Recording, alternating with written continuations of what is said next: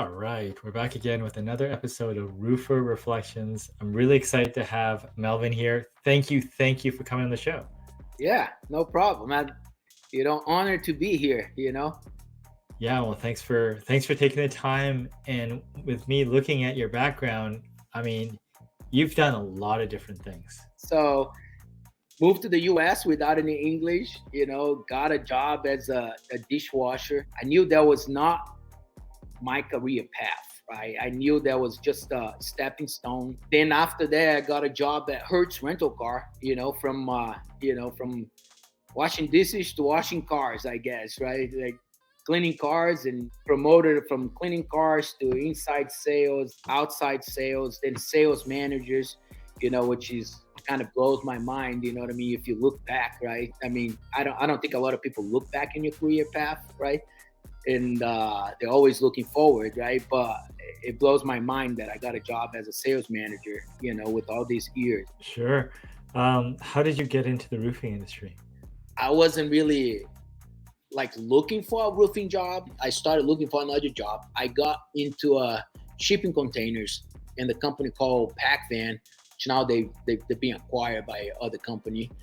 But started with PacVan, and then I got a lot of contact with general contractors, right? Subcontractors, a general contractor. And what we did in PacVan was we rent the shipping container, right? The space of the shipping container. We put the containers on the job site, and then they would call us, and hey, I need a shipping container, and I need a open door on both sides, or on all the sides, and then I would go on the job sites, and that's when I really kind of had my first touch with the skill trades. And I was like, man, this is awesome. These guys work outside, and then I would go to job site like 5:30 a.m. and 5:30 a.m. and by 2:30, 3:30, they all off. You know what I mean? And then there was some people on the job site. I was like, and one day I met with the project superintendent. I asked the project superintendent, man, you guys go home that early? And I was like, yeah, but we here at 5 a.m., man, 5:30. And I was like, man, this is awesome. You know what I mean? Like, I was like, and then the guy's like, why? Are you interested in working for, and I was like, no, yeah, I am, So I met, it was funny because I met a guy that walked in the shipping container store, right? And I remember this is like yesterday, right? Extreme Exteriors Roofing, and Darren Allman said like, oh man, you can come work for me as a roofer, you know what I mean? Like roofing, and then you get the knowledge, the know-how, and then you go into sales, consulting, doesn't matter. I remember this like it was yesterday. So that's how my contact goes.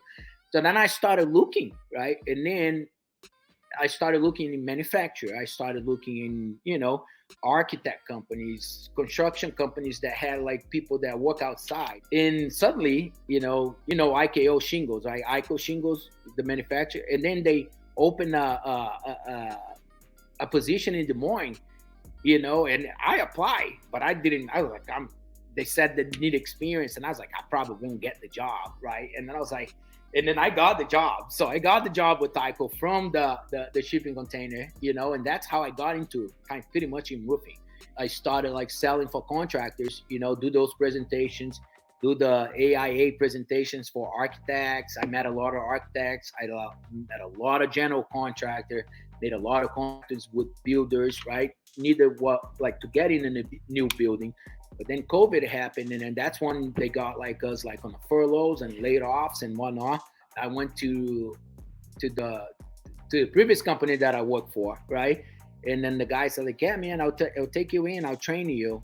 Shouldn't be really a hard transition, and wasn't. I mean, selling to homeowner, right? It's a lot easier than selling to contractors, right? From the knowledge perspective, right? And I mean, a lot of people don't like knocking doors. Knocking doors is not, man, it's easy. You know what I mean? Like it's not.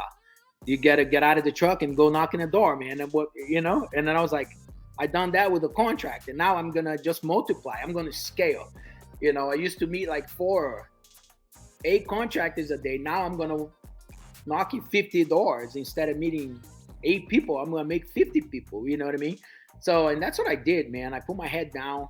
I follow Adam Benjamin. You know what I mean? I at that time, I follow the Deshaun, the hustle hard, you know. So I follow all these guys to get better knowledge, you know, and grow, you know. And dude, I love knocking doors. It's one of my favorites. You know what I mean? Like the organic knocking doors and getting leads and selling. It's one of my favorite portion of the roofing process, man. You have to be more detail oriented. You know what I mean? Like I guess when you start knocking doors, you really become like you very attentive. You know what I mean? Like in body language and stuff like that. You know what I mean? Like I guess, but I don't know if it's because English is not my whatever first, second, or whatever third language, right? It's because you listen to people more careful, right? So it's just, yeah, maybe I'm successful in sales because I listen more.